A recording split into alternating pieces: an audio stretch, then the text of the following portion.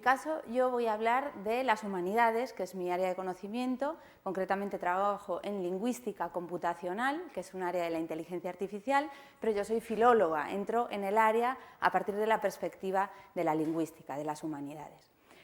Entonces, yo lo que voy a hacer es seleccionar algunos temas que yo creo que son relevantes como IP, dar algunas pinceladas sobre cuestiones que considero en general que nos podrían servir a todos, sobre todo a los más jóvenes que estáis empezando a dirigir.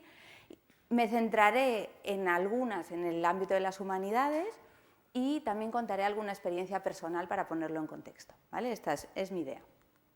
Bien, primero, brevemente, aunque ya Juanjo lo ha comentado, el tema de la carrera científica en España, para quien quiera saber un poquito más de esto, los que estáis comenzando, aquí tenéis esta iniciativa que también se mencionaba antes de la Comisión Europea, que coordina en España la FECIT, la Fundación Española para la Ciencia y la Tecnología. Ahí tenéis el enlace y en esta web podéis ver un informe, un documento que ya va por la 5ª edición, donde se explica de forma gráfica las etapas de la carrera científica en España y se ofrecen las diferentes convocatorias disponibles tanto en España como a nivel internacional, como públicas y privadas, que tenemos, ¿no?, para acceder a este tipo de convocatorias. Aquí tenemos la imagen, esta imagen no es mía, está sacada de este documento, entonces pues nos habla un poco de lo que comentaba Juanjo, ¿no? Pues el grado, el máster, y luego hay dos vías, ¿no? La vía de la universidad, de la academia, y luego está la empresa, ¿no?, el sector industrial. Entonces aquí tenemos la fase de la tesis, la fase del postdoctorado, el tenure track y luego, pues en el caso de España, pues entramos en la universidad, ¿no?, ya sea como contratado doctor, titular, etc. Esta es la carrera, digamos, prototípica, aunque como se ha visto antes puede tener múltiples variantes. Y aquí, aunque no se ve, no importa, es para que simplemente veáis que aquí arriba está este gráfico que os mostraba en la diapositiva anterior, y aquí, para cada una de estas etapas, tenemos la lista, incluso desglosada por comunidades autónomas, que me pareció súper útil, para cada una de las etapas, ¿vale? Entonces os recomiendo que os miréis este documento. Nosotros, si nos ponemos en la piel de alguien que está empezando a dirigir proyectos o que ya dirige proyectos, nos pondríamos aquí, sobre todo, ¿no?, en el comienzo del tenure track. Puedes a lo mejor un postdoc, a lo mejor dirigir un proyecto nacional, pero lo más habitual es ubicarnos aquí, en esta fase.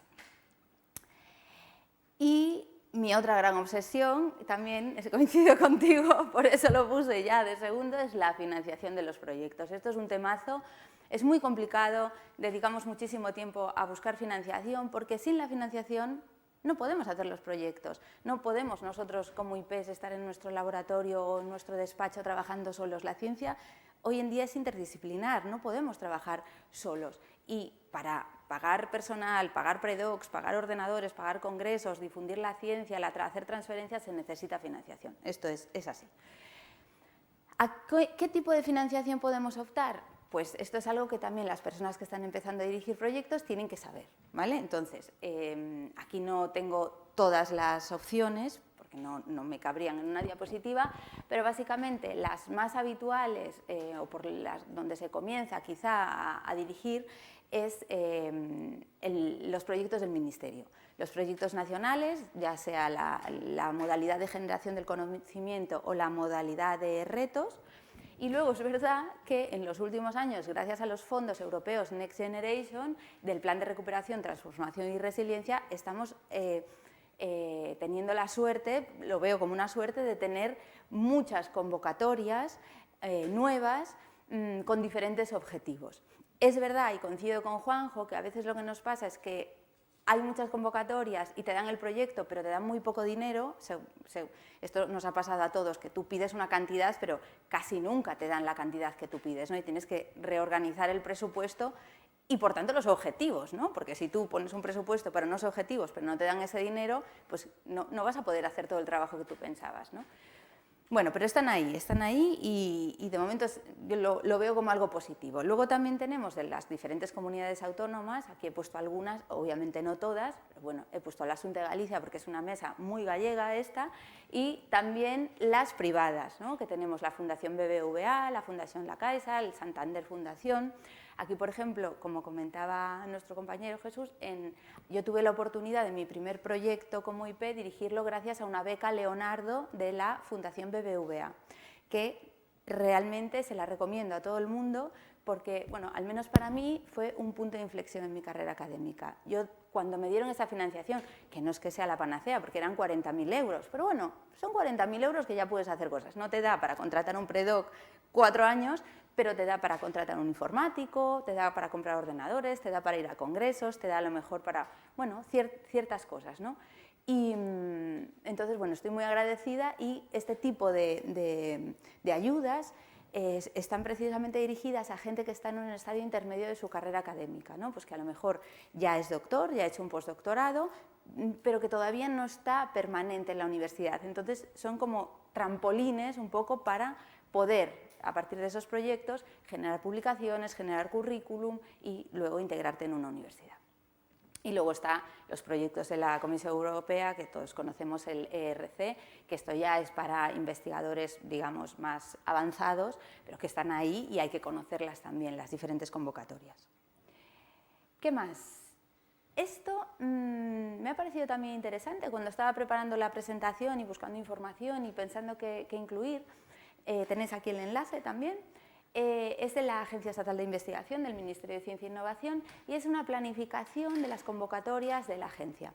Esto sabemos los que nos dedicamos a investigación que desde hace muchos años hay un poco de lío con el tema de las convocatorias, la resolución provisional, la resolución definitiva, que sale la convocatoria, que no sale, que se solapan. Entonces, bueno, desde la agencia parece que han recogido el guante y están trabajando para solucionarlo. Entonces, aquí han puesto una planificación, tanto de las resoluciones de los proyectos como de las próximas convocatorias, y yo creo que van en la buena dirección. Aquí, por ejemplo, en ese PDF, en el último que tienen actualizado, he extraído esta tabla, entonces es la planificación de estos meses, 2022, y ya veis que hay cosas de enero del 2023. En azul, porque os preguntaréis por qué esto está en azul en el PDF han marcado las convocatorias que están financiadas con fondos europeos Next Generation, ¿vale? Tenéis aquí pues, un montón de propuestas y la cuestión es seleccionar una o varias, porque al final vamos lanzando propuestas en función del tipo de proyecto, pues si tiene transferencia, si no la tiene, si es investigación básica, etcétera, pero hay que conocerlas y aquí están las convocatorias y hacer un planning, ¿no? Que eso es importante. Otro tema que también es importante al pedir proyectos son las áreas temáticas. Cuando uno pide un proyecto es muy importante saber por qué área la va a pedir. Y ahora que, como decíamos, la ciencia desde hace años es interdisciplinar, pues hay que pensar muy bien dónde nos queremos meter, ¿no? Y ver las diferentes posibilidades y ver resultados previos de proyectos concedidos y la financiación que se obtiene en diferentes áreas. Por ejemplo, aquí la agencia nos dice que cuenta con 19 áreas temáticas que se dividen en un total de 54 subáreas. Aquí solo he puesto 7 porque no me cabía en la diapositiva, pues ciencias sociales, derecho, economía, mente, lengua, pensamiento, cultura, filología, literatura y arte, etc. Si nosotros clicamos en cada una de ellas, vamos a ver un resumen que nos va a explicar qué tipo de proyectos se buscan en esas áreas del conocimiento y además, importante, nos va a indicar las subáreas, ¿vale? Filosofía en este caso y lingüística y lenguas. Y por ejemplo, esto es en el área 4 y en el área 5, fijaos que es arte, bellas artes museística, literatura, filología, lenguas, culturas antiguas. Fijaos que aquí, y ahora ya me meto en temas más de humanidades, ¿no? Aquí la segunda subárea es lingüística y lenguas, que la lingüística se suele estudiar dentro de la carrera de filología. Y aquí tenemos literatura, filología, lenguas. Entonces, a veces es un poco incluso contradictorio, ¿no? Dices, me meto por uno, me meto por el otro, hay que revisarlo muy bien. Y una manera de revisar, y un consejo que os doy, es que os miréis los informes de convocatorias anteriores, los resultados. Aquí lo tenéis, por ejemplo, también en la web de la Agencia Estatal de Investigación, tenéis el informe de ayudas. En este caso era el que tengo aquí el enlace, era el último actualizado, si no me equivoco, era del 2018, ¿no? Con los resultados.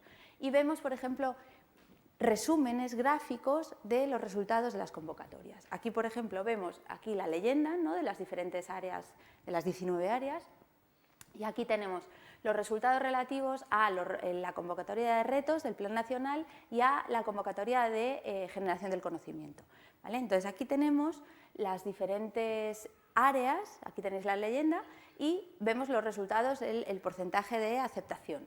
O sea, lo que está más oscuro, lo que está más clarito son los solicitados y en más oscuro los aprobados, ¿no? En amarillo y en lila. Si os fijáis, aquí en la categoría de Filología, Literatura y Arte, FLA, tenemos un porcentaje en retos del 30% de aceptación y en generación del casi el 50%. Después también en estudios del pasado de Historia y Arqueología tenemos 28-58%, en Derecho tenemos 63-59%. Bueno, vemos que más o menos es la mitad, ¿no? Los proyectos que aceptan. ¿Y qué pasa en otras áreas? Pues en algunas sube muchísimo, por ejemplo, hay alguna, como por ejemplo aquí el área de Ciencias Físicas, que la aceptación es 76, pero también es verdad que piden menos proyectos a lo mejor en algunas áreas que otras. Aquí tenemos, por ejemplo, a ver si lo digo bien, la de, esta quería ver, MTM, Ciencias Matemáticas, que la verdad es que piden, parece, por estos resultados, que piden menos proyectos. Entonces está bien tener esta panorámica, pero bueno, vemos que las áreas de humanidades, bueno, no están especialmente desfavorecidas con respecto a la concesión de número de proyectos. Pero ¿qué pasa cuando miramos los datos de la financiación, la gran obsesión? Pues vemos que, aunque más o menos nos conceden los mismos proyectos, el volumen de financiación que obtienen las áreas de humanidades, las áreas que justo las 4 que comentábamos antes, pues aquí vemos que en global son 5,5 millones, 5,3, 3,6, llegando en Derecho a 2,3. Pero claro, estamos hablando de que Biomedicina tiene 48 millones. Estamos hablando de que Biociencias y Biotecnología tiene 41,9 millones. Claro, entonces esto está un poquito descompensado y sesgado hacia determinadas áreas, bajo mi punto de vista y en base a los datos, porque los datos son objetivos y están publicados. Por lo tanto, esto quiere decir que en humanidades nos dan proyectos, pero nos dan muy poquito dinero y hay que buscarse la vida. Entonces, eso es un hándicap que yo encuentro que en investigación en España tenemos en las humanidades. Pero no voy a hablar más de fuentes de financiación porque tenéis de 4 a 5, después de comer, una sesión entera sobre este tema. Os animo a participar, yo voy a venir porque seguro que voy a aprender muchísimas cosas, así que tanto a los que estáis presencial como a los que estáis en casa viéndonos, os animo a asistir. Vamos a hablar ahora de algunas otras cuestiones, quizá de manera menos técnica que hasta ahora, y para mí, después del tema de la financiación, para mí una de las cosas fundamentales es el equipo. El equipo y creo que sin equipo tampoco tenemos proyecto, como os decía antes. Entonces, voy a poner a partir de ahora una imagen y alrededor diferentes palabras, expresiones, ideas que se me fueron ocurriendo al preparar la presentación. En este caso, en el tema del equipo, una es la interdisciplinariedad. Lo he dicho bien, esa palabra cuesta de pronunciar, pero es importantísima. ¿Por qué? Volvemos a lo mismo, la ciencia hoy en día necesita perfiles complementarios. Y ya no estoy hablando de multidisciplinariedad, que es otra cosa, estoy hablando de ¿de acuerdo? Es decir, que tengamos objetivos comunes y que los abordemos desde la perspectiva de diferentes disciplinas en colaboración, que todos participemos en el diseño de los objetivos, la detección de necesidades y modifiquemos incluso nuestras metodologías de trabajo que a lo mejor son prototípicas de nuestra área del conocimiento. Fijaos lo importante que es esto, y ahora os cuento una anécdota personal. En 2017 yo pedí por primera vez un proyecto nacional en la convocatoria de generación del conocimiento, que es una de las nacionales, digamos, más clásicas. Era la primera vez que pedí un proyecto a esta convocatoria, lo hice con muchísima ilusión. Entré por la categoría A, también de jóvenes, y me pusieron una B de calificación, que para los que no sepáis cómo funciona, básicamente A es el proyecto es fenomenal, te damos el dinero, B suele ser el proyecto está bien, no te damos el dinero, C te dicen que el proyecto es justito, D no les gusta el proyecto. Simplificando muchísimo, ¿eh? Pero bueno, me dieron una B, que me pareció, no estaba nada mal para ser la primera vez, y me dieron un informe. Hay mucha polémica con esto de los informes que te dan de respuesta, ¿no?, a los proyectos, porque bueno, pues hay gente que dice pues, que no sirven para nada, que son copia y pega, etc. Pero a mí, particularmente, a mí me sirvió ese informe, me sirvió porque me decían una serie de cosas, me decían 3 cosas principales y me animaban a solucionar esas 3 cosas y a presentarlo en la convocatoria siguiente. Una de esas 3 cosas era el tema del equipo. Yo planteaba un proyecto, que es el que, bueno, que tengo ahora, porque luego ya os avanzo, spoiler, sí, me lo dieron en 2018, planteaba un proyecto en el que buscábamos desarrollar un software, un sistema informático, que ayudase al personal de las administraciones públicas, ayuntamientos, diputaciones, consejerías, ministerios, a redactar los textos que dirigían a la ciudadanía en un lenguaje claro, en un lenguaje más accesible, más sencillo, para que de esa manera nosotros, la ciudadanía, podamos entender mejor el mensaje que se nos quiere transmitir, ¿vale? A lo mejor hablamos de resoluciones, de requerimientos, una multa, pues imaginaos la declaración de Hacienda que a veces no sabéis ni si tenéis que pagar o os están pagando, ¿no? Entonces, este tipo de documentos administrativos que son difíciles. Entonces, en el equipo yo incorporé personas del ámbito de la lingüística, nosotros estamos trabajando en la Facultad de Filología, personas de informática para que programasen el software, también personas del ámbito de la terminología, que es un área dentro de la lingüística, pero no puse a nadie de la administración pública. Entonces, es verdad, miento, sí que constaba como colaborador, bueno, antes había una figura que ahora ya no se llama así, que es EPO, que era Entidad Promotora Observadora. Sí, lo digo bien, ¿no? Sí, observadora, eso, observadora. Y entonces eran empresas o administraciones que mostraban un interés por los resultados de tu investigación. Entonces sí que nosotros llevábamos al Ayuntamiento de Madrid, que era algo bastante potente, pero en el equipo de investigación no teníamos a nadie de la academia del área de Derecho y Administración Pública. Y nos dijeron esto. Y yo dije, ostras, pues tienen toda la razón. Y fue un error mío de no haberlo pensado. ¿Qué hice? Me remangué, fui a la Facultad de Derecho de la UNED, que es donde yo trabajo, y hablé con los profesores del Departamento de Derecho Administrativo. Les expliqué el caso y invité a participar a alguien. O sea, les dije, ¿alguien está interesado en participar? Y apareció una persona que es parte del equipo, que es Susana Viñuales, que es profesora contratada doctora, experta en Derecho Administrativo y en Ciudadanía y en Transparencia.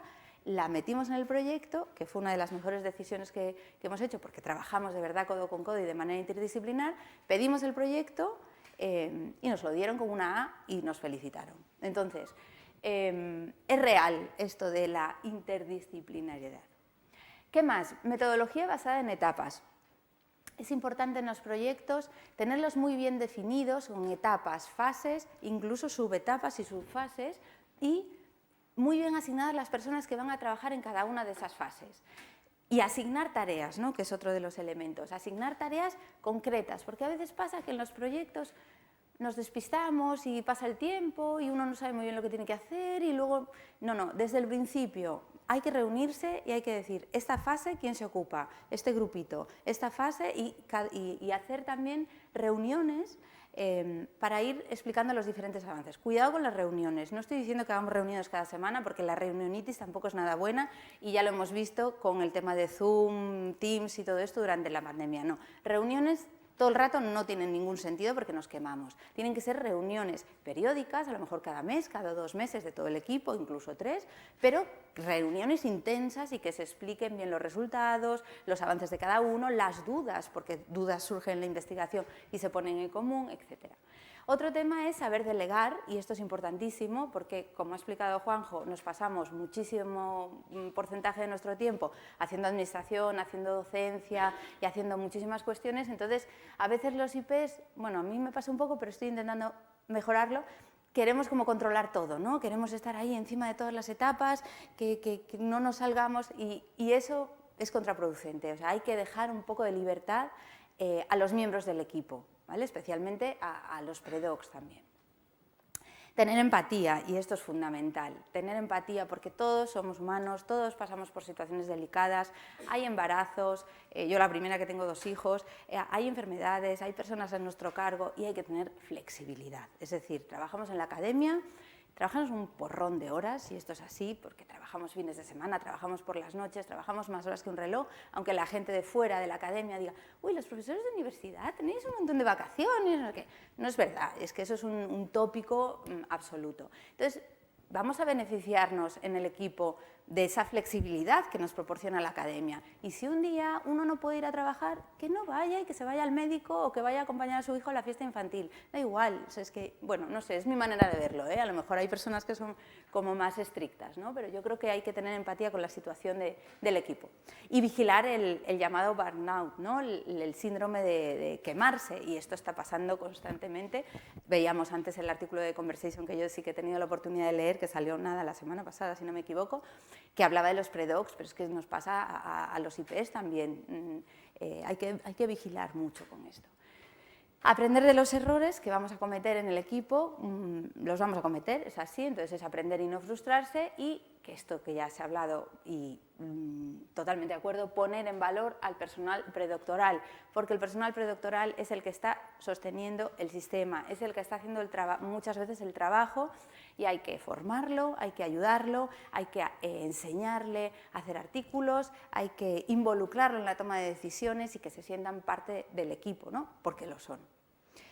Vale, esto con respecto al equipo son mis claves, digamos, mis consejos que yo daría a alguien que está empezando. Luego está el tema de la gestión, que esto es agotador. Es agotador, hay que presentar solicitudes en diferentes convocatorias, hay que tener mucha resiliencia porque muchas veces nos van a decir que no y hay que seguir, o sea, hay que mejorar el proyecto y hay que enviarlo. Ahora os contaba el caso de cuando yo lo pedí en 2017, no me lo dieron, lo pedí en 2018, sí me lo dieron, pero es que tuve un precedente, que fue la beca Leonardo de la Fundación BBVA, yo la pedí en 2014, no me la dieron. Como es una fundación privada, suele ocurrir, también os lo explico para los que no lo sepáis, que no te dan informe de evaluación, simplemente sale la lista de admitidos y excluidos. Entonces tú estás perdido porque no sabes realmente si el proyecto les parece una porquería, si el proyecto les gustó pero no entró y te quedaste de suplente, no lo sabes. Entonces yo el 2015 lo volví a presentar sin cambiar ni una coma. Esto es fuerte, ¿eh? Ni una coma, y me lo dieron. Entonces, resiliencia, ¿vale? Esto hay que pedir, y si sois resilientes, llegará. Luego también está un temazo que es el tema del CV y sus formatos, que esto es desesperante y todos los investigadores lo sabemos. El CVN abreviado, la plataforma de la NECA para los sexenios, las acreditaciones, todo en formatos diferentes. Es verdad que se intenta unificar y vamos en esa línea porque creo que estamos de acuerdo, pero la cantidad de tiempo que nos quita lo del currículum a mí me frustra mucho, esa es la palabra. Bien, el tema de hacer memorias para pedir proyectos y para justificar, ¿no? Porque al año y medio tienes que presentar una memoria justificativa, a los 3 años otra, y tienes que estar escribiendo memorias y a veces alegaciones, ¿no? En caso de que te rechacen el proyecto. Esto que ya lo he mencionado, la utilidad de los informes de evaluación, y luego el tema de los presupuestos y la contabilidad. Yo que soy de letras, claro, cuando empecé a dirigir proyectos y empecé a ver contratación, la compatibilidad del ministerio, de unos que si tenías trabajo hay que pedir la compatibilidad y a otro y saber con quién hablar, el tema de las facturas, que ahora con lo de no sé cómo se llama, la ley de transparencia del sector público, que tienes que pedir 3 presupuestos a 3 empresas, hay que hacer una de papeleo que hay que aprender, básicamente hay que aprender, hay que estar en contacto, sobre todo con, y esto desde aquí, gracias a la Oficina Técnica de Apoyo a la Investigación de la UNED, porque realmente nos ayuda muchísimo, sobre todo a los que estamos empezando, que a lo mejor al principio pues no sabes qué tienes que hacer, a quién dirigirte, cómo se gestionan este tipo de proyectos. Entonces, los que estáis empezando, hablad con esta oficina que tienen todas las universidades y contad con su apoyo. Vale, las publicaciones científicas, otro temazo. ¿5 minutos? Muy bien, perfecto. Tenemos que ser conscientes, los que estáis empezando a dirigir, que ya lo sabréis a lo largo por el proceso de tesis doctoral y postdoc, que hay diferentes géneros textuales, ¿no? En donde podemos publicar. Podemos publicar un libro, podemos publicar un capítulo en un libro, podemos publicar un artículo científico en una revista, un artículo en unas actas de un congreso, unos proceedings, puede ser internacional, puede ser nacional. Hay que entender muy bien las diferencias por área, y esto es fundamental. ¿Por qué? Porque los criterios de evaluación, ya sea de proyectos, de sexenios, de acreditaciones, de todo lo que tiene impacto en los miembros del equipo y por lo tanto en el bienestar de todos y en que salga adelante luego bien el proyecto, etcétera, pues cambia en función de las áreas. Por ejemplo, en humanidades, y es algo que también quiero reivindicar desde aquí, por favor que alguien me escuche, de la NECA sobre todo, es que se penaliza en humanidades a las publicaciones que tienen más de 2 autores. Que a mí esto me parece incomprensible. Es decir, pues en informática o en química pues puede haber una ristra de autores y no pasa absolutamente nada, y si la publicación está en JCR o en Scopus, pues fenomenal, pero en humanidades si te pasas de 2 te penalizan. Entonces, claro, a mí esto me parece una incongruencia tan absoluta con la interdisciplinariedad que nos exigen en las convocatorias y que va en son con la ciencia de hoy en día, porque claro, ¿Esto qué provoca? Pues que a lo mejor en un proyecto pues hemos trabajado 4, pues está 2 que hicieron el análisis del corpus lingüístico, uno que hizo la parte de terminología y otro que hizo la parte de programación informática. Pues no podemos publicar los 4. ¿Por qué? A mí me parece incomprensible. Esto hace que luego tengas que estar dando vueltas y gastando tu tiempo en pensar estrategias de publicación. Es decir, bueno, a ver, este artículo lo publican ellos 2 para que cuente, este también lo publican ellos 2, y estar haciendo este tipo de cosas que para mí va en contra de la ciencia, pero si estamos en la rueda, pues esto tenemos que meternos. Entonces, si eso alguien me escucha y esto se puede cambiar de alguna manera, yo sería la mujer más feliz del mundo. Y otras cuestiones que hay, ¿no? Que se podría modificar, que ahora no voy a entrar. Está el tema de la internacionalización también, de dar a conocer los resultados tanto en el panorama nacional como internacional y buscar estrategias para ellos, y también el tema de la formación a los miembros más jóvenes del equipo, que ya hemos hablado un poco. Y ya con respecto a la transferencia de resultados, que a mí me parece fundamental porque yo trabajo en ciencia aplicada, aunque entiendo que en ciencia básica a lo mejor es más difícil transferir, pero cuando uno trabaja en ciencia aplicada, es conveniente que piense en quiénes podrían ser los potenciales destinatarios de la investigación. La investigación tiene unos resultados. Si esos resultados se quedan en un cajón, la investigación no va a llegar a la sociedad. Llegará con papers a otros científicos del área. Eso sí, si están publicados en revistas, ¿no? O en otros medios. Pero no va a llegar a la sociedad, y a mí me parece una lástima, y muchas veces se nos critica a los investigadores que no logramos hacer esta transferencia. Entonces, para ello, los que estáis empezando, poneos en contacto con la OTRI, que suele haber en todas las universidades y que es la Oficina de Transferencia de Resultados de Investigación. Y ellos son los que os van a orientar en todas las cuestiones de tipos de acuerdos que se pueden generar, que pueden ser convenios, contratos, protocolos de colaboración. Yo he aprendido un montón, yo no sabía las diferencias entre estos tipos de acuerdos, y las hay y son muy importantes. También está el tema de la protección de resultados, las patentes, el registro de la propiedad intelectual, etcétera. Pues si es un software no se puede patentar, se tiene que hacer un registro, en cambio otro tipo de cosas sí. Bueno, hay que aprender un poquito de esto. Y luego también ya los más avanzados, sobre todo de tema tecnológico, se puede crear incluso una spin-off que sale, ¿no? Que su matriz es la universidad y es una empresa que surge de esa universidad. Aquí os pongo un ejemplo de transferencia de nuestro propio proyecto, que es el que ya os avanzaba antes con el Ayuntamiento de Madrid. Aquí estamos en la firma del protocolo, se llama Protocolo de Colaboración en Investigación Científica en Materia de Comunicación Clara, entre la UNED y el Ayuntamiento de Madrid. Aquí tenemos a nuestra vicerrectora, Rosa María Aranda, y una de las concejalas, y aquí una foto de todo el equipo en el techo del Ayuntamiento, que fue un día muy chulo. Y aquí tenemos otro ejemplo de transferencia que es a la sociedad, que quiere decir que nosotros hemos puesto disponible el resultado, el software que hemos desarrollado en el proyecto, lo hemos puesto disponible online. Todos lo podéis utilizar solo escribiendo en un navegador sistema-artex.com desde una tablet o un ordenador y usando el navegador Google Chrome, pues el sistema os va a ayudar a redactar diferentes tipos de textos. En el proyecto actual del Ministerio, lo que os comentaba antes, textos que estén en lenguaje claro y está disponible para todas las administraciones que lo quieran utilizar. ¿De acuerdo? Y ya para finalizar, con respecto a la divulgación, y esta es la última diapositiva, es importante divulgar. Una cosa es transferir y otra cosa es divulgar. Y a veces se mezcla un poco, porque está interrelacionado obviamente, pero una cosa es transferir, es coger los resultados y traspasarlos a empresa, ciudadanía, administración, y otra cosa es divulgar, que es dar a conocer, ¿vale? No que lo usen lo que has hecho, sino que lo conozcan. Y es importante hacerlo a través, por ejemplo, de medios de comunicación tradicionales, pues la tele, la radio, etcétera, pero también emergentes. Ahora está Twitch, hay nuevos canales, ¿no? Que tenemos que estar al día un poco también los investigadores. Redes sociales, las redes sociales que a priori dices, ¿una red social para divulgar ciencia? Pues sí, la verdad es que la que usamos nosotros sobre todo es Twitter y hemos aprendido un montón. Yo era muy reacia al tema de las redes sociales porque personalmente no tengo ninguna, bueno, tengo WhatsApp, pero no tengo otro tipo de redes sociales, ni Facebook, nunca he tenido, ni Instagram. Y la gente joven de mi equipo me decía, tenemos que hacer una cuenta de Twitter. Y yo, ¡ay, qué pereza! Ay. Y entonces, que es que si no, no existimos. O sea, la frase era, si no, no existimos. Y efectivamente, la hicimos hace 2 años. Hoy cumplimos 2 años en Twitter, que me ha salido el aviso en Twitter esta mañana. Y hemos conocido un montón de gente, nos han invitado a un montón de charlas.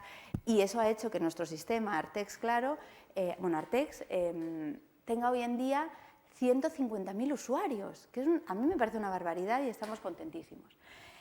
¿Qué más? Pues dar conferencias, charlas y seminarios, crear una página web del grupo, del equipo del proyecto, hacer vídeos divulgativos, por ejemplo, emitirlos a través de una página de YouTube y, sobre todo, y también agradezco desde aquí al Departamento de Comunicación de la UNED porque nos apoya mucho a nivel institucional con temas de comunicación, ¿vale?